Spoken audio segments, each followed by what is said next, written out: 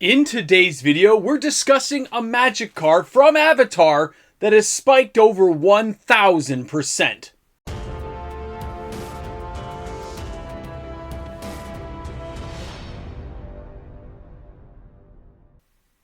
With all the amazing cards that come with every Magic set, including Avatar: The Last Airbender, there always seems to be one or two cards that get missed.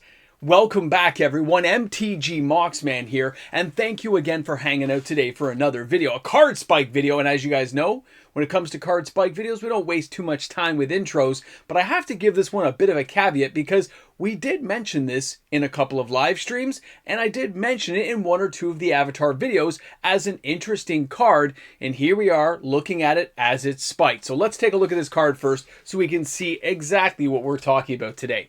This is the Long Shot Rebel Bowman. Now, for everyone who knows, you can see here, actually on the 26th of November, this thing was above $15. It's actually gone higher and lower than that, depending on where you're looking at. And the car has been as high as 3,000%, down to 1,000, down to 500%. Either way, this card has shot up massively in this small time period window. So the question is, why? What's going on?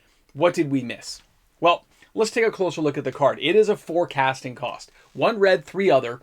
The card is a 3/3 legendary creature, human rebel ally, and it does have reach. Now, this card does have some little add-ons. It says non-creature spells you cast cost 1 less to cast. Well, that's a pretty amazing small gameplay effect. You're like, oh, that's kind of nice. But it also states in the bottom, whenever you cast a non-creature spell, Longshot deals 2 damage to each opponent.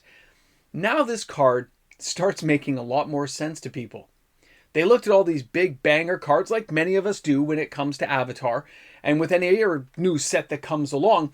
But now we take a closer look at the little things. And again, it's hidden under the disguise of being an uncommon. It's one of those uncommons that to many of us seems more like a rare. Now, when we take a look at the trending sales of the card, you can see this thing is just through the roof with sales. Now, I have taken different images here to show you guys different sales things. This is on the 2nd. You can see it's $8, $9, $12, $11, depending on where you're buying it, what you're looking for. Now, the funny thing was, when I looked back on all these sales on TCG Player, they literally go back for days and days. It doesn't just end instantly. It just tends to keep going until you find when it was super, super cheap, before anyone knew what was going on. And somebody swoops in and buys 10 copies, 20 copies, 30 copies. People start thinking about the card. Bigger channels start talking about it, especially Commander channels. I got to give it up. They take a little more close look at it. They kind of say, well, think about it with this way. Think about it with that way. And before you know it, everyone is scrambling to buy the card, which causes this whole FOMO effect. And it happens a lot in Magic. And the end result always tends to be the same. Look at where this card can be found. You got to find it, what, in the Jumpstart packs, right? Maybe if you're lucky, you get it in a collector box, maybe. So it's not like it's going to be readily available everywhere for players. So that means there's more of a limited supply compared to other cards, which means it's going to be not only sought after, but the price for an uncommon is hanging at an uncomfortably high level, comparatively speaking to other uncommons in that same range. I mean, this thing is crazy to see where players are going to take it. Not to mention that this thing is just 1 red and 3 other. It can be splashed into a whole bunch of multicolored decks. I can't wait to see where this thing actually ends up about 30, 60 days from now. I think players are going to be surprised at the high level of value this card retains. Now, we have seen the price points of uncommon cards shoot up in the last couple of years. When we look at Aether Drift, and you take a look at Stocked Up, the card started really low, everyone kind of bypassed it, and it shot right up. Then you can take a look at Untimely Malfunction from Duskmorn. Look at how these cards keep showing up, and they keep slowly drifting up in value. These uncommons are more like rares and mythics. They are harder to find, harder to get, only found in certain products it seems, and no matter how much you open of a certain type, you just can't seem to find even 1 copy. That makes them desirable, and because they're highly playable, a lot of players try to get them. Because they're going to be utilized in a lot of decks, players want to get them. For all the reasons they want to get them, the card stays higher in price. The only good news, the silver lining on this, is with so many new products coming out, Lorwyn Eclipsed around the corner, The Hobbit down the line, some new Marvel product somewhere on the horizon for players. That shiny tinfoil that you see coming down the tracks, that's going to take your eye off the ball, at least for a large segment of players. And cards like this, well, they're going to become cheaper. They're going to become more affordable, even if it's only for a shorter time period. Because we also understand that if this card is played in a lot of formats, it will drift back up.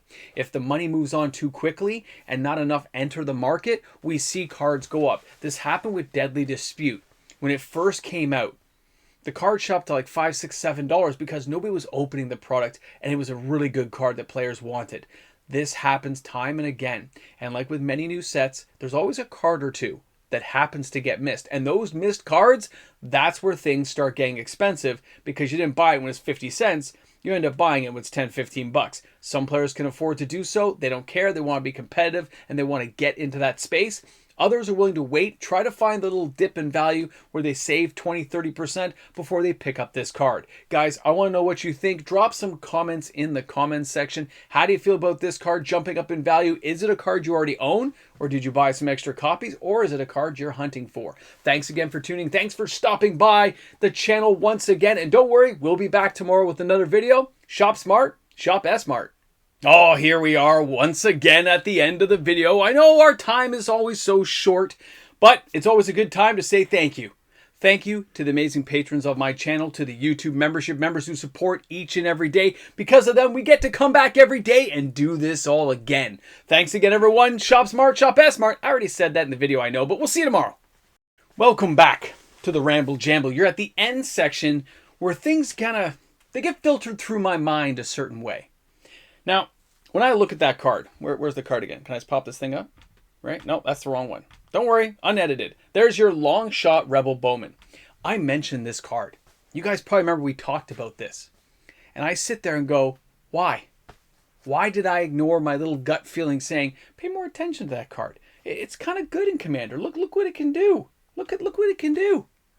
And my brain filtered that a few times, and I kind of said, the tariffs and everything's throwing me off, and I don't know what I was thinking. But I've made a note, a mental note and a written note. I'm going to pay more attention to it. Upcoming sets are going to get a little more detail, a little more going through the cards and saying, how could this interact here? What would happen with this here? And maybe getting even 10 copies at a time of a 40-cent card could save people on this channel a little bit more money later on. I'm just saying. It'd be nice. I like the idea of that. I'm irritated, yes, I know. It's coming across that way, isn't it? I don't mean it to be, but it just is sometimes because you're thinking about past deals where you did take the hook in and it worked out. So I should have paid more attention. I apologize. I'll do better next time. Or I won't, because this is the unedited section and I'm just going to miss it because life gets busy and I don't think about it. But I made a mental note and a written note. I'm on this somewhere, thinking about it in a positive way. I hope you are too. It's a good card. I might find a home somewhere. In one of my decks for sure.